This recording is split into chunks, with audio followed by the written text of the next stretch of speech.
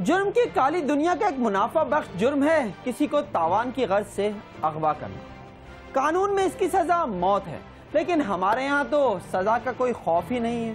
सो हर गुजरते दिन के साथ अगवा बराए तावान हो या कोई और संगीन जुर्म, हर गुजरते दिन के साथ उसका ग्राफ बढ़ता ही जा रहा है। और अब तो अक़लियती बिरादरी भी महफूज नहीं है। पीटर सजन को अगवा हुए 18 माह हो चुके हैं।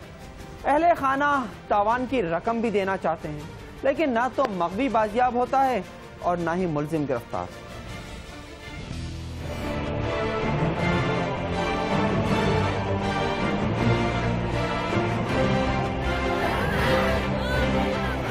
अगवा बराए तवान और बतखोरी की बढ़ती वारदातों ने जहां बड़े कारोबारी तबके को परेशान कर रखा है, वहीं छोटे ताजिर भी मुजरिमों के निशाने पर हैं। और पेशावर के रिहायशी पीटर सजन का मामला भी इससे कुछ मुख्तलिफ नहीं, जिन्हें अगवा किए गए 18 माह से ज्यादा का अरसा हो चुका है और उनका कोई अता पता नहीं चल रहा। अगवाकारों ने रिहाई के लिए शुरू में पीटर सजन के घर फोन किए और 1.5 करोड़ रुपए से लेकर 1.5 लाख रुपए तक रकम की डिमांड की। तहम गुज़िश्ता 6 माह से कोई राब्ता नहीं किया गया। हुकूमत से अपील करती हूँ कि मेरा बच्चों का बाप हमें लौटा दें, पैदा कर दे उसे। किधर गायब किया हुआ इन लोगों, समझ नहीं आता। पुलिस की तरफ से तो हमें कोई पॉजिटिव रिस्पांस नहीं मिला। हम जब भी जाते रहे हैं कि हाँ भाई हमें फ़ोन आया है, ये हमें जस्ट लोकेशन बता देते थे। तकरीबन जब जो टाइम सही काम करने का था ना पुलिस को कि उस जगह पर छापे मारती, उस दौरान इन्होंने हमारे साथ कोई कोऑपरेट नहीं किया। और जब मैंने इन्हें कहा, मैं खुद गया था उस वक्त थाने, हमारे साथ हमारा एक चेयरमैन है वो गया था, तो मैं क्या हम स्ट्राइक करते हैं, तो उल्टा मुझे ये कहते हैं कि हो सकता है अब तो जिंदा, जब तुम लोग स्ट्राइक करो तो उसके बाद वो जिंदा ना रहे।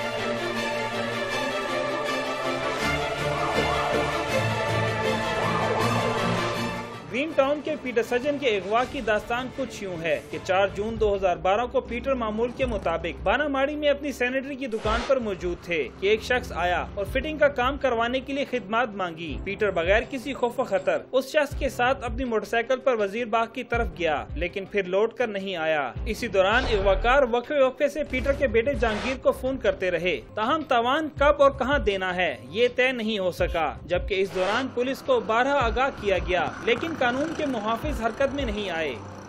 हमारा तो ये मकसद है कि हमारे बाबा को बाजियाब करवाया जाए। वो लोकेशन हमें बताते थे कि रिंग रोड से कॉल आई है, फलां जगह से कॉल आई है, जेलम से कॉल आई है, नोतिया से कॉल आई है। पीटर के अगवा को यूं कई माह गुजर गए और रियासती खामोशी पर बिलाखिर सब्र का पैमाना लबरेज हुआ तो मसीही बरादरी वाक़े के खिलाफ सड़कों पर निकल आई और शदीद एहतजाज किया। लेकिन उन्हें ये नहीं मालूम था कि जहां आवे का आवा बिगड़ा हो वहां एहतजाज कोई मानी नहीं रखता, लिहाजा उनका प्रोटेस्ट भी काम न आया, क्योंकि एहतजाज के बावजूद हुकूमती मशीनरी हरकत में आती नजर नहीं आई। दूसरी जानिब ताजिर बरादरी भी पीटर सजन के अगवा की मजम्मत कर रही है। जूनियर कौंसल कारपोरेशन में हड़ताल कर रहे हैं, वो 3 दिन की हड़ताल होगी। कमाल की बात तो ये है कि 18 महीने गुजर गए, तो 18 महीने इनके बेटों पे क्या गुजरी होगी, इनकी बीवी पे क्या गुजरी होगी।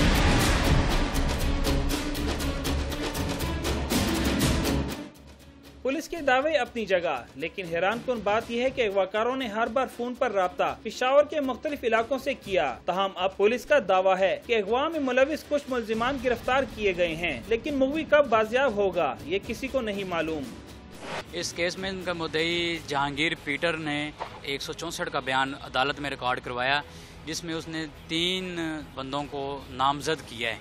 उन 3 बंदों में से एक का नाम शमाइल उर्फ नोमी मसीह वो बंदा था, उसको हमने गिरफ्तार अभी थोड़ी देर पहले किया है, तो उससे हमारी इन्वेस्टिगेशन जो है जारी है। इसके अलावा उसने जो 2 बंदे बाकी नामजद किए हैं उसकी गिरफ्तारी के लिए भी छापे मारे जा रहे हैं। तो मुझे उम्मीद है कि जब ये बंदे पकड़े जाएंगे तो उनसे इन्वेस्टिगेशन के दौरान जो है हम पीटर सजन को रिकवर करने में कामयाब हो जाएंगे। पेशावर शहर में अगवा बराए तवान की वारदातें नई बात नहीं, क्योंकि मुल्जिमान आए रोज बआसानी शहरियों को उठाते हैं और नामालूम जगह जाकर छुप जाते हैं। दूसरी तरफ पीटर सजन का अगवा और कई महीनों तक कुछ पता न चलना शहरियों के तहफ़्फ़ुज़ पर कई सवालिया निशान छोड़ रहा है, जबकि पीटर सजन पेशावर में मसीही बरादरी से ताल्लुक रखने वाले ऐसे पहले शहरी हैं जिन्हें तावान के लिए अगवा किया गया। किडनैपिंग की वारदातों में तशवीशनाक हद तक इजाफा रियासत के लिए भी लम्हे फिक्रिया से कम नहीं। GFIR के लिए कैमरामैन तारिक अली और शाहिद अहमद के साथ आदिल परवेज, पेशावर।